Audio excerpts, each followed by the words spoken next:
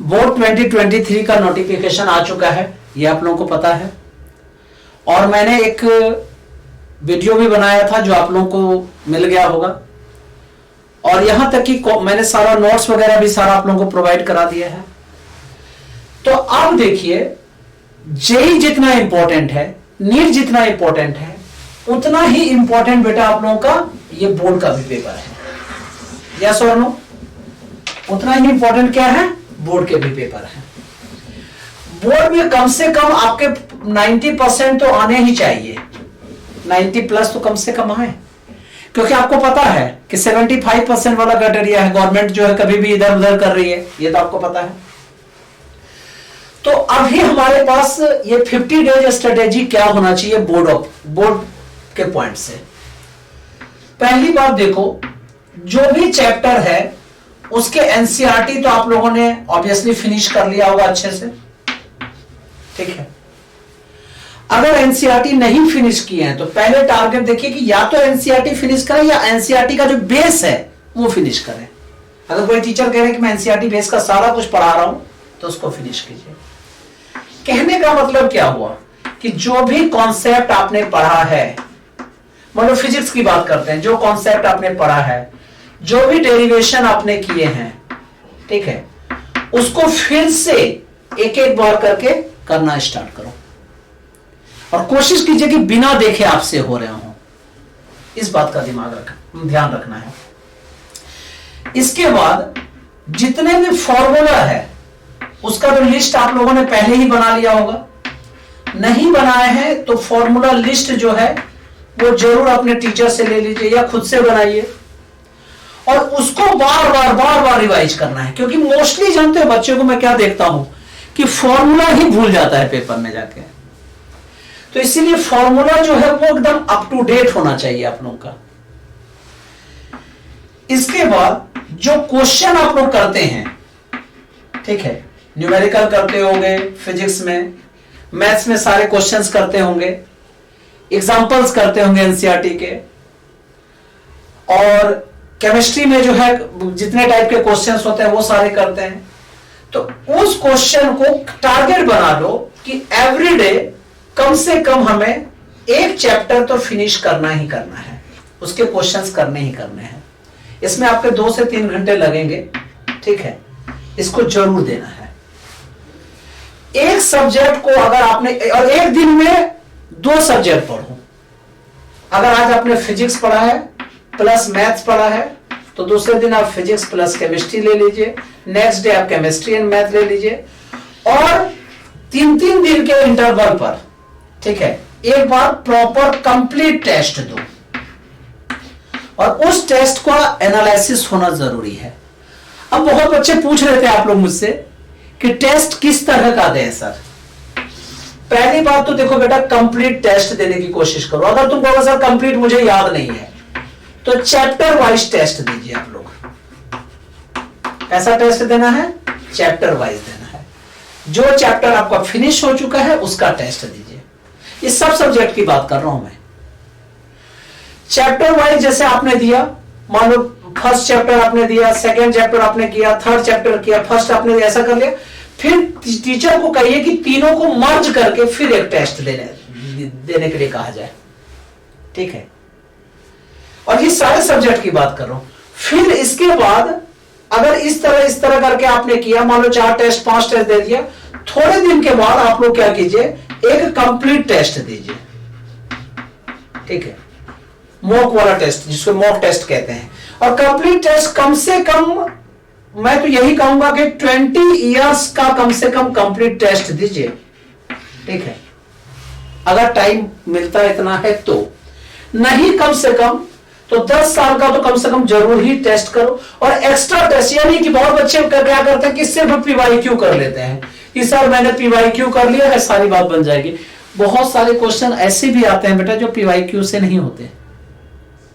तो अपने दिमाग में ये बिठा के रखना है कि पीवाईक्यू भी करनी है, पीवाईक्यू के एक्स्ट्रा भी बहुत सारे क्वेश्चंस करने हैं। रैंडम बुक उठा के क्वेश्चन तो कीजिए ही नहीं, एक स्ट्रेटेजी बना दो। इसमें जानते हैं आपके जो टीचर है वो आपको बहुत हेल्प करेंगे, ठीक है, कि इस टाइम में, लास्ट टाइम में हम लोगों को क्या क्या पढ़ना चाहिए। जैसे मान लो फिजिक्स है, केमिस्ट्री है, मैथ्स है। मान लो मैथ्स की बात मैं अभी कर लेता हूं। मैथ्स अगर कर रहे हो तो आप तुम कहोगे सर अभी मैं फिर से एग्जांपल करूं, सारे एग्जांपल, सारे एक्सरसाइज एनसीईआरटी फिर से करूं क्या? आंसर है नहीं। आप एवरी चैप्टर में जो इंपॉर्टेंट क्वेश्चंस हैं उसको निकालो अपने हाथ से, ठीक है। इसके बाद आप फॉर्मूला रिवाइज कर ही रहे हैं, थ्योरी रिवाइज कर ही रहे हैं, तो इससे आपका क्लियर हो जाएगा। और इस चैप्टर का टेस्ट जब देते हो उसमें जो जो क्वेश्चन फंसते हैं उसको अच्छे से प्रॉपर करना स्टार्ट कीजिए। नेक्स्ट, अब क्वेश्चन करने के बाद टेस्ट अगर आपने कर लिया, ठीक है, डेफिनेटली याद रखिएगा 90 प्लस मार्क्स डेफिनेटली आएंगे आपके। और ये बिल्कुल मत सोचना कि अभी मुझे 18 घंटे 20 घंटे पढ़ने हैं, ऐसा कुछ नहीं। कोई भी 18 घंटे नहीं पढ़ता भाई, और अगर वो पढ़ता है तो वो फ्रूटफुल नहीं होता है। हाँ, ये जरूर आप कर सकते हैं, 3-3 घंटे का 5 सीटिंग कम से कम आप जरूर निकालिए, ठीक है। जैसे 2 से 3 घंटे तक आपने क्या क्या क्वेश्चन कर लिया, 1 से 2 घंटे आपने प्रैक्टिस कर लिया, फॉर्मूला सारा लिस्ट बना लिया, उसी समय डेरिवेशन कर लिए, एनसीईआरटी के क्वेश्चन 2-3 घंटे कम से 3 घंटे करके कर लिए, और फिर रिवाइज पीछे का जो पढ़ा है वो एक उसके लिए जो है 3 आवर्स तो डेफिनेटली डेली दीजिए, रेगुलर दीजिए। इस टाइम में ज्यादा से ज्यादा टाइम पढ़ने में देना है और फ्रेश रहना है। ये नहीं कि सिर्फ आप बुक लेके बैठे हुए हैं दिखाने के लिए और पढ़ नहीं रहे हैं।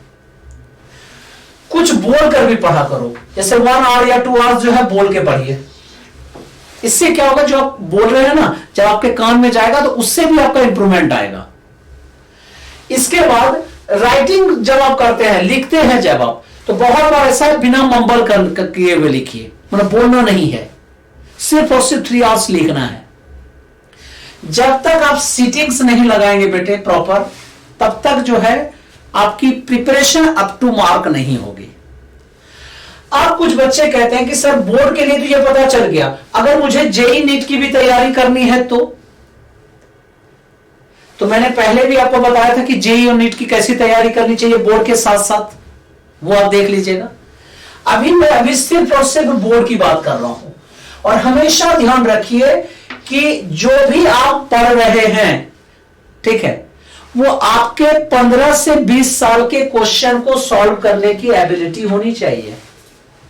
क्योंकि बोर्ड का जानते हो हमेशा एक फंडा चलता है कि वो बहुत ज्यादा एक्सपेरिमेंट नहीं करता। आप अगर 10 साल 15 साल के क्वेश्चन उठा के देख लोगे तो वही क्वेश्चन आपको यहां मिल जाएंगे। हाँ, जेई नीट वो जो है अलग टाइप का बिहेव करती है, जो मैंने पहले भी बता दिया है आप लोगों को, ठीक है, उसको जाके आप लोग देख लेना। लेकिन हाँ, बोर्ड की जब आप तैयारी करते हैं, बहुत बच्चे कहते हैं कि सर ऐसा करें कि हम लोग स्लीपिंग बंद कर देते हैं, कम कर देते हैं, 4 घंटे से सोना स्टार्ट कर देते हैं। बिल्कुल नहीं। स्लीपिंग जो है वो 5 to 6 आवर्स आपके डेफिनेटली होने चाहिए, जब तक आप फ्रेश ना हो। पॉसिबल है तो योगा जरूर कीजिए 30 मिनट्स। मैं तो कहूंगा जो बच्चे योगा करते हैं उनको मैंने बहुत इंप्रूवमेंट देखा है। मैंने बहुत सारे बच्चों को प्रैक्टिकल करके भी देखा। 1 साल मैंने क्या किया, बहुत सारे बच्चों को योगा कराता था। जब भी वो क्लास पहले आते थे उसको मैं पहले कहता था कि 30 मिनट्स योगा कराओ बैठ के इसको, या उसको 30 मिनट पहले क्लास से पहले बुला लिया जाता था।